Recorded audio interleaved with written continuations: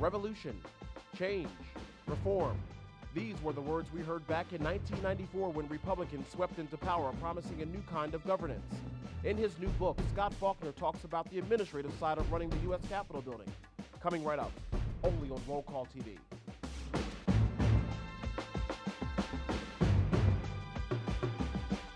From CN8 Studios on Capitol Hill, this is Roll Call with Robert Trainum. And there you heard it, change, reform, revolution. Nearly 15 years ago, Republicans promised the American people that they would change how the U.S. Capitol building was being ran. More efficiency, less red tape, and no waste. So fast forward to today. Were those reforms implemented, and do they really work? Join us to talk about that and his new book is Scott Faulkner, the first Chief Administrative Officer of the U.S. House of Representatives and author of Naked Emperors, The Failure of the Republican Revolution. And joining me in the questioning is Lauren Whittington, a senior staff writer for Roll Call TV. Welcome to both of you. You know, Scott, you came to Washington many, many years ago, but in a more senior capacity as a director of personnel for the Reagan-Bush administration in 1980, and obviously even more senior than that in 1994. But the title of your book is The Failure of the Republican Revolution, of which you were a part of in 1994. What happened? What happened was that, like with any campaign cycle, the rhetoric and the reality are two different things. That members of Congress and the candidates who were running in 94 promised an awful lot of fundamental changes, and many of them really did not believe in those changes. Lauren Whittington, you cover, obviously, politics for Roll Call newspaper. This is 2008, obviously. There is a lot of things that you must do in order to run the government efficiency. Based from where you sit, do you believe that the U.S. Congress is being ran in a very efficient way? That's a loaded question. I think that if you want to compare how it's being run in 2008 versus how it was being run prior to 94. Let's say 1988. And 1988, even 1998, it's certainly more efficient. I mean, it's getting there just because that's the way everything in this country is moving. But I think you do still see, you know, the old vestiges of how things used to be done. I mean, we've had a couple instances where there have been problems with an enrolling clerk doing something wrong, and we had to actually do the Farm Bill twice because of some archaic situation where they have to use a certain type of parchment paper and those sort of things, which I'm sure you're familiar with. So it's certainly more efficient than it used to be, but we still have a little bit to go. Scott Faulkner, you write in your book something very interesting, and it goes something like this. Just like a freshman dorm, the House is a mix of people, party animals, druggies, slackers, social climbing preppies, jocks, idealists, activists, and scholars. During my years in the House, I encountered close to 50% of members and staff displaying some form of addictive behavior. The addictions included ego, power, greed, drugs, and alcohol, and sex. That's some pretty, those are fighting words. Oh, yes. But again, starting as an intern back in the 70s and then being a staffer for several members of Congress, in the 80s, coming back to the Hill as a head of congressional affairs for an agency, and then as CAO, I've seen it all. I mean, when you go to... But Scott, this is the U.S. House of Representatives. Yes, These indeed. are individuals that are voting on, presumably, voting on pieces of legislation, and their staffs that obviously help them are voting on pieces of legislation that affect all of us, everyone that's watching here. So, I mean, you're calling them, that's a pretty strong terminology you're using here. Oh, yes. But when I was up there as CAO, 34 members were going through drug rehab at any one time.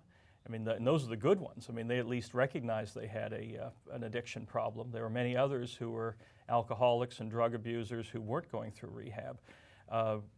Every week, I would get a stack, sometimes this tall, of court orders dealing with wage garnishments, bankruptcies, deadbeat dad issues for members and for the staff on the Hill. And so there's a lot of issues up there that aren't talked about. You know, speaking of issues that are not talked about, there was an issue, I remember this very vividly, back in 1991, 1992, and that was the House banking scandal. And there was a group of individuals called the Gang of Seven that kind of rose to prominence to try to expose the House banking scandal. And what I understand about the House banking scandal was and is that there were members of Congress that were writing bad checks. They were writing checks, basically they were bouncing. There were checks that they were being written on where there wasn't enough money in their accounts to cover the funds. Exactly. And there was a cover-up. In other words, what the bank would do, the House bank would do is say, oh, okay, Congressman X, you wrote a check for $2,500. You only have $1,500 in that account, but just pay us back whenever you get the opportunity. Right. That doesn't happen in the real world, but clearly it happened in the U.S. House of Representatives. Sure, and one of the big problems that we encountered when we came in '94 was that you had large pools of general fund money that was covering a lot of bases.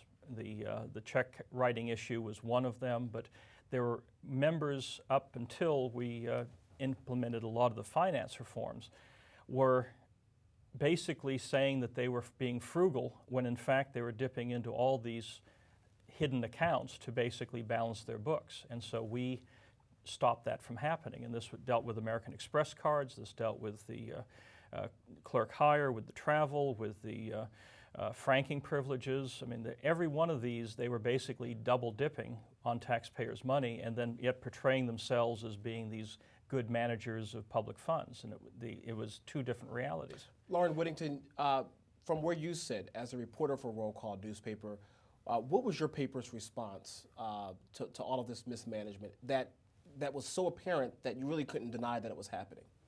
You're talking about the scandals in the 1990s. Actually, Roll Call was responsible for reporting a lot of what happened back then. It was back when we were some of the only people in town actually closely following what was going on the Hill. And so I think we were kind of instrumental and pivotal in the coverage of it. I'm kind of curious to ask you whether you think that, kind of going back to all of the scandal that was going on in the early 90s and then what you were talking about, members' specific personal problems, whether you think that they're, I don't know if you have personal knowledge of this, but whether you think that they're just as prevalent today and just not as well known or well talked about. I mean, we see, scandals flare up here and there. Mark Foley, obviously. And the former congressman from Florida that resigned from office because of some alleged text messaging back and forth with underage individuals. Yes, and there's been a few others that kind of flare up here and there, but we don't see stacks and stacks of 40-some members in rehab or kind of child wage or garnishment of wages. So I'm curious to. Yeah. Well, I can guarantee you that the current CAO, Dan Beard, is probably signing documents still, because again, you're dealing with 14,000 employees between the staffers and the members, and like any small town, you have people who are deadbeat dads, people who are having wage garnishment issues, and so you're administering a small town.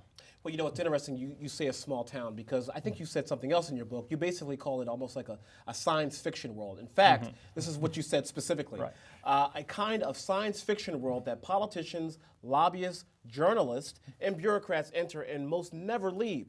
The insane laws, the absurd regulations, and the excess in spending flow from a sensory deprivation of real-world inputs. Those inside the Beltway actually believe that their every word and every deed is more important than anything done by anyone living outside this tiny world. Scott, again, these are fighting words. Oh, yes. And what's interesting about this is that this is the Congress. Yes. This is supposed to be arguably the most exclusive club, institution, whatever you want to call it, in the world, number one. Number two, these individuals are being held accountable, specifically the House of Representatives, because they are up on the ballot every 2 years. So you would assume that when Roll Call breaks this information, you would assume that when you write this information in your new book, that people would say, oh no, I can't vote for my representative anymore. I can't do this. But something else happens here. What happens? It's the campaign cycle. I mean, that every member is packaged to their voters using the web, using television shows, ads, every campaign event. And so there's basically a suspension of belief or disbelief that starts to happen about this far out from a campaign. I mean, we know at the presidential level that Obama and McCain both have baggage, and it's a bubble, and that bubble is presented to, every campaign event is well staged, it's well scripted. Every interaction with a constituent is well staged, well scripted. Every letter is, I mean, I used to, when I was a junior staffer, write letters for members. And, you know, even people that you disagreed with, you say, keep your views in mind. So you're having all of this PR being poured out constantly.